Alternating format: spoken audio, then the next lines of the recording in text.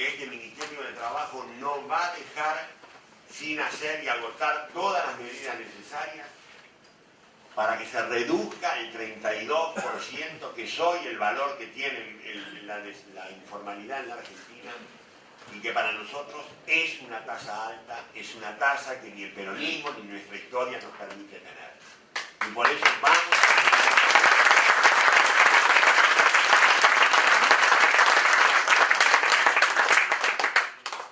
sabemos que tenemos aún deudas, que queda mucho por hacer en materia de desarrollo económico-social, para lo cual debemos seguir invirtiendo en innovación tecnológica, en formación, en capacitación laboral, en prevención de la salud y la seguridad, en combate a la precarización y a la discriminación en todas sus formas. Pero también hemos alcanzado logros en la condición social que nadie puede negar sin falsear los hechos. Los desafíos que se nos presentan no son un tema ni de políticas aisladas ni exclusivamente de políticas laborales o sociales. Se requiere de una permanente articulación de políticas con el empleo como eje de esta coherencia, y no porque sea nuestro tema ni el de la OIT, sino porque es el tema de la sociedad. El trabajo es lo que articula lo que pasa en la macroeconomía con el bienestar cotidiano de los hogares. Porque los salarios, los ingresos en general, son los que sacan de la pobreza, generan consumo, mercado interno, producción y por lo tanto crecimiento.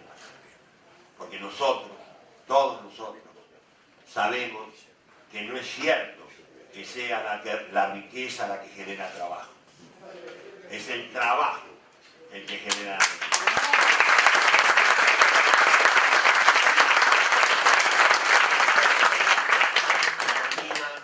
Y termina esta carta, esta exposición.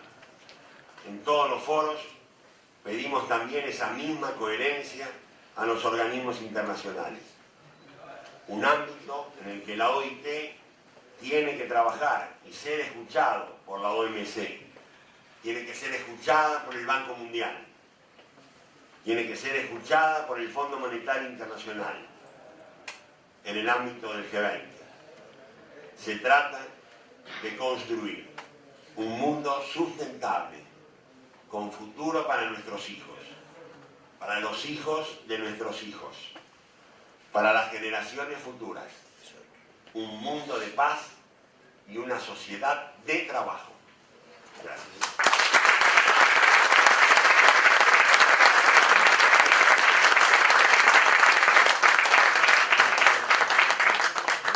Bueno, esto es lo que les quería comentar. Si quieren hablamos de un montón de otras cosas más divertidas.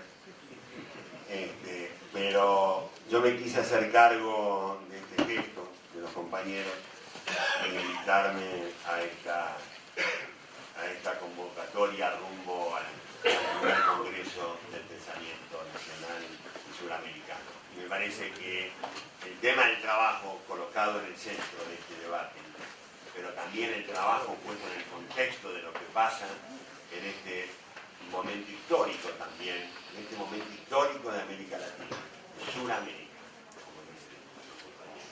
Voy a ser preciso porque me reí también.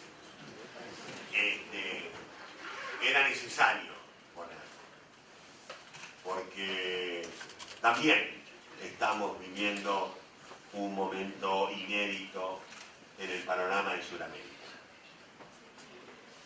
Nunca, hace 200 años, nunca, América del Sur ha vivido una integración como la que estamos viviendo en estos momentos. Nos hemos vuelto a mirar a los ojos y a la cara con el resto de nuestros hermanos de Sudamérica, como no lo hacíamos desde hace 200 años. Porque hace 200 años nuestros próceres sabían que lo que pasaba en Perú, en Chile, en Argentina, en Bolivia, en Colombia y en Venezuela dependía de la suerte de cada uno de ellos. Fueron muchos años demasiados años, 200 años, que la antipatria logró que no volviera a ocurrir eso.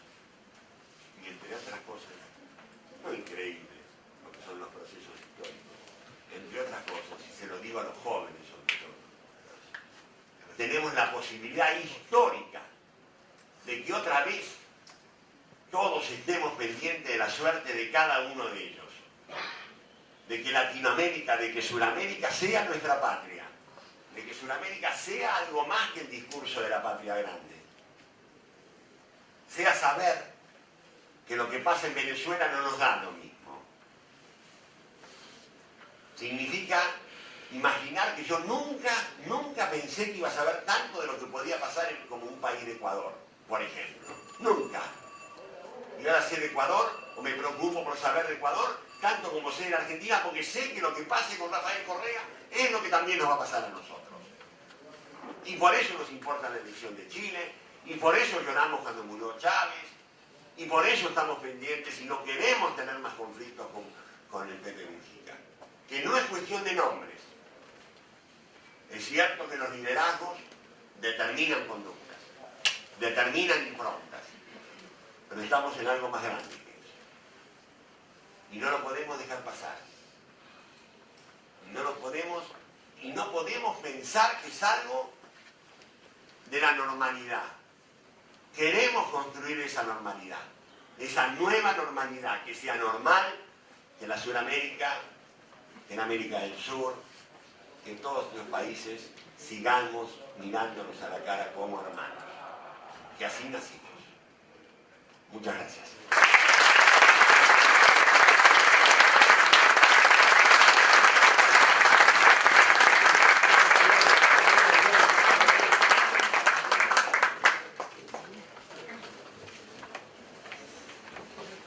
Despedimos al ministro antes de que haga uso de la palabra el compañero Eliada Arola.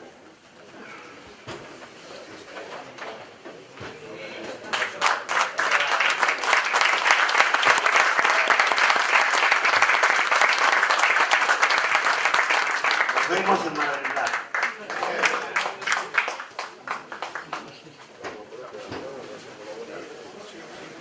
Ahora sí, el compañero Osvaldo Eliada Arola. Le damos la palabra al secretario general del COE.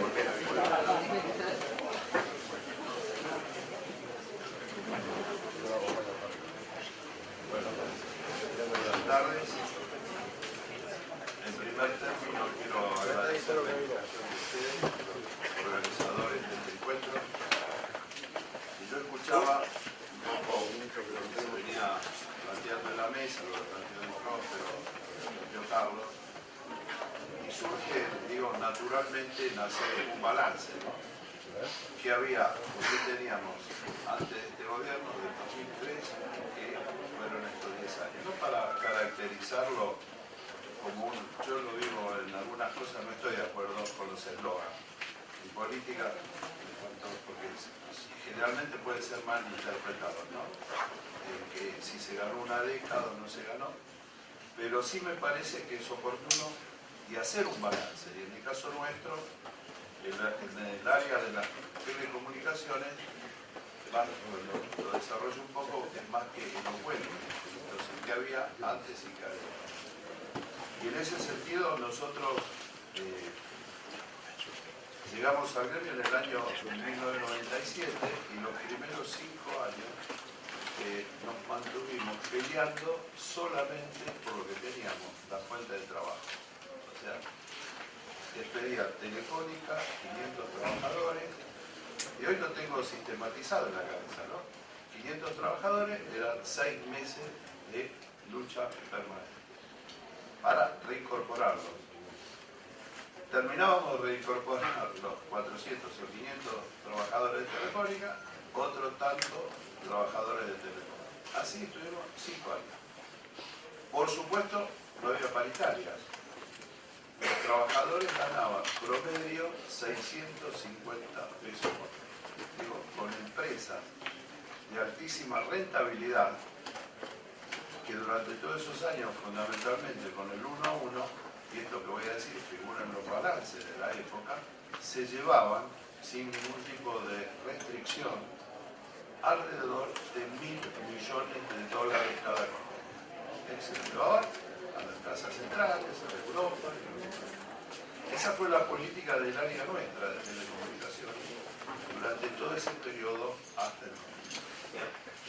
Y en ese sentido, hoy, ¿qué es lo que tiene Argentina?